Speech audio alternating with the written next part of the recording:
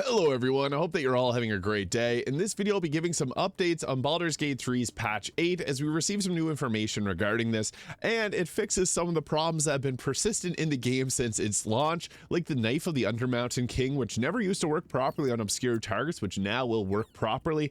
I also have some really great news too that I wanted to share with you guys, as I've been getting asked a lot about the ImpUI for patch 8, which we'll give some updates regarding that. So, from Kate's, you may know them for making a lot of the UI mods in Baldur's Gate 3. You definitely have some mods that they've created. So when talking about patch 8, don't panic, everything will be fine. I can't say how the exact situation will be resolved. It's up to Larian and our beloved DJ MR, which is the creator of ImpUI, but you'll get an updated ImpUI one way or another.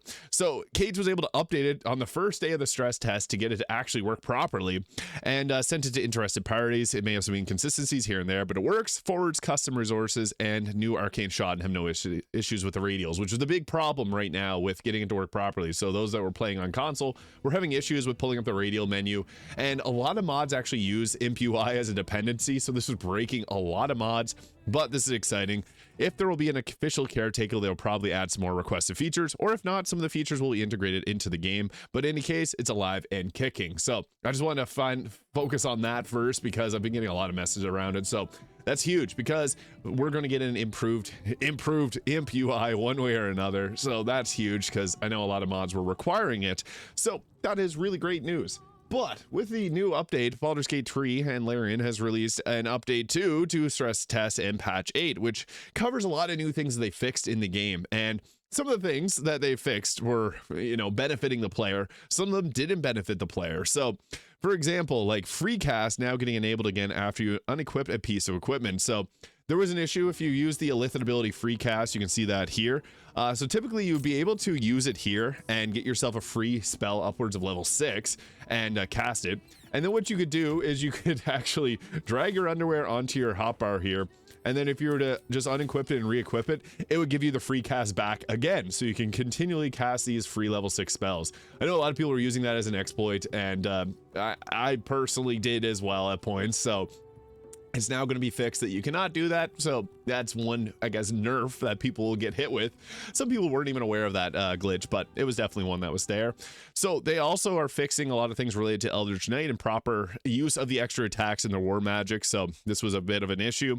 Fixing an error when joining a game via a friend invite on Xbox, and a bug that prevented you from clicking and dragging objects. So this is huge because there's a lot of other exploits like the merchant glitches that does use that. So that's another thing that's getting fixed. There's also going to be a fix to the Shadow Blade spells and the Knife of the Undermountain King dagger not correctly giving advantage against an obscure target. So previously, this is something that's been in the game since it's got released, and they're now finally fixing it, which is awesome because the Knife of the Undermountain King is one of my favorite weapons in the game, and you can get it pretty early. So you can see there the Shadow Blade, you have advantage on attack rolls against lately or heavily obscure targets while using this blade. That never gave advantage on that, which is actually a pretty big component of getting this weapon to work properly. So yeah, you do get that critical hit increased chance, but with this short sword, you weren't able to actually get that advantage on the attacks against shadowed targets. So that's huge for a lot of builds. I'm personally a big fan of using darkness, so this is a big one for me. I'm happy to see that because this weapon's been broken since the game released, so that is huge. There's also a fix a bug where the controller stick in a specific direction wouldn't register any input. I actually had this, oddly enough, happen to me. I don't use controller often, but it's deterred me from even using it. So, fix Janel's gloves not correctly triggering the Defy Villainy passive of the Cast Lesser Restoration. This is a big one. Updated elemental weapon to allow all damage types at all spell levels, include an upcast benefit at level 5s and 6. I really like elemental weapon, so any fix to that is great because it's a really cool spell that really opens things up. And fix some other bugs on keyboards, input to block, spam the level up button, and escape. Fix a potential blocker, cause the mouse input to get disabled will click in an enemy's portrait as they die. I actually had that one happen to me, so that's nice that they got that fixed. Fix a blocker when a follower or someone used the scrying eye in the Iron Throne. Didn't know that was a thing, but fix a blocker when you tried to use any item while your character was knocked down. So they fixed the Mind Flayer Tentacles T-posing in photo mode. I wish they wouldn't have fixed that because I think that's pretty funny. Told the Swarm Keeper Swarm VFX to play nice to show up in photo mode. So there's actually a lot of changes to photo mode, which I don't think I fully need to go over everything here. So Elemental Myrmidon, sometimes balling their fists up so tight that certain poses their fingers would clip through the back of their hands. I do have issues right now. I think it's related to mods where a lot of my summons will tilt their head or twist their paws around. So I hope to see that potentially get fixed as well. These are all related to photo mode. So yeah, fixed body type 2 characters, left arms looking terribly twisted and emaciated in shy poses. Crossplay resolved issues which were creating conflicts with Xbox. Fix the game, sending you back to the main menu with connection error pop up on PS5 if the console went to sleep, and prevented a bug preventing PS5 players from joining crossplay via friends list. So I know a lot of people are actually talking about this one, so glad to see that fixed. And with the new subclasses, limited the booming blade cantrip so it cannot be used more than once per turn. I know a lot of people are actually sad by that because you could actually booming blade with an Eldritch Knight, just booming blade like crazy. So that is now fixed. Fix some missing and mistimed VFX for spells cast by Blade Singers. So Blade Singers have unique animations where they cast with their sword. So that's now fixed. Clarify the descriptions of the Cosmic Omens attack roll and saving throw reaction tooltip.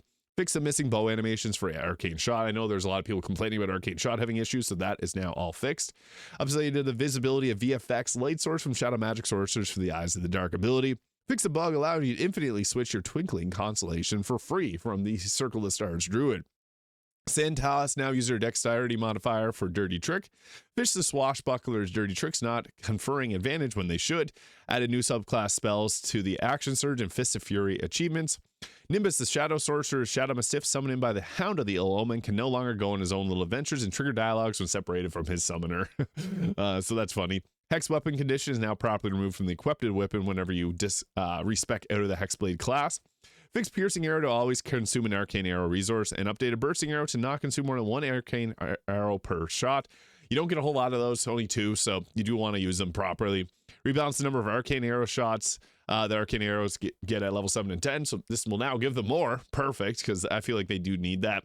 Action resource gained by Blade Singer, Swarm Keepers, and Glamour Birds will now show up properly in Character Creator. Fix the Dirty Trick Flick of the Wrist spell, now missing its animations for dwarves wielding scimitars. So yeah, if you love playing a dwarf with a scimitar, it now works properly. Circle of Star Druids can no longer enter wild shape when they're in their starry form. That makes sense. Cosmic Omen will no longer limit or linger after you respec with Withers. Deepen Pact now works for all Hexblade weapons of the Hexblade Warlock has Pact of the Blade. So that's interesting to see. I don't know if it'll give that extra third. I don't think it will. That doesn't make any sense for 3 attacks level 5. Swashbuckler subclass will no longer force all weapons to use dexterity after level 4. Fix the initiative bonus from the Rockish Audacity being +4 at level 9. Rockish Sneak Attack can no longer be used with disadvantage. Also updated and simplified it. And fix the Reaper passive, letting you know the target has multiple times. Tooltips, there's some tooltip changes here. So Corrosive Spit deals, mentioned the damage potential. Update the names of the condition tooltips for the Dilophosaurus Wild Shape's Corrosive Spray, adding Dissolving and Dissolved for clarity. So that's the wild shape form Dilophosaurus Dragon. The Tides of Chaos passive now correctly states it only works for ability checks. Updated the Life Drinker tooltip to match its functionality. It does not require Pact of the Blade. This is actually interesting because it previously did say whenever you choose the Pact or the Life Drinker, it says with your Pact weapon, add your Charisma modifiers and necrotic damage. This no longer requires Pact of the Blade, so that's actually huge. I didn't know it worked even if you didn't take Pact of the Blade. I always just took Pact of the Blade to make it work, so that's good. Hexblade Curse tooltip to prevent the technical text plus proficiency bonus from appearing in character creation and level up. The Acolyte of Nature passive tooltip now shows up in the character sheet, and a bunch of UI changes. So these are all, I guess, stuff you could just read through. For the most part, UI changes just going to be text or making sure that things pop up properly, but there's a lot of them. Scripting, you should no longer be able to ask Shadowheart about her Shar worship after worshiping her, or recruiting her at the Goblin Camp if you don't know about her faith. Fix a bug caused Alfira to be retroactively murdered at the camp scene if had played with Quill instead. Interesting. And Shadowheart's wound flare during the Arabella scene in the Emerald Grove will now be considered to be triggered when Shadowheart wasn't present in the dialogue. One thing that I hope they do fix is if you play as the Dark Urge, sometimes you'll say some things that I don't think you should say until Act 3 in Act 1. So I won't, I guess, spoil any of that, but hopefully they fix that as well. Fix some crashes related to UI and PS5 with left idle. And modding, fix a bug causing the mod verification window to appear empty, preventing you from closing if you get a warning about insufficient storage before it opens. You can now navigate between the left and right columns of the installed tab in the mod manager with a controller, and improve character creation functionality for modded games. And the mod verification window will now appear on PC for console related mod issues to account for crossplay. So some nice changes to the modding overall. I do think we'll see some more updates here as we get closer to the patch 8 release, which hopefully will come in a couple months time. But that's a lot of changes, and I think the biggest ones for me is fixing the Knife of the Undermountain King finally. And that is super exciting for me because I really enjoy that weapon. So we'll see what all gets fixed whenever patch 8 does come out. I expect to see probably about 1,000 bug fixes because they've done that on a lot of their previous patches. So we'll just have to wait and see what all goes down there. But let me know which of these is most exciting for you to see updated when patch 8 comes along. Also, let me know what you're most excited for in patch 8. Hit the subscribe button below if you haven't already, and I'll see you all in the next video.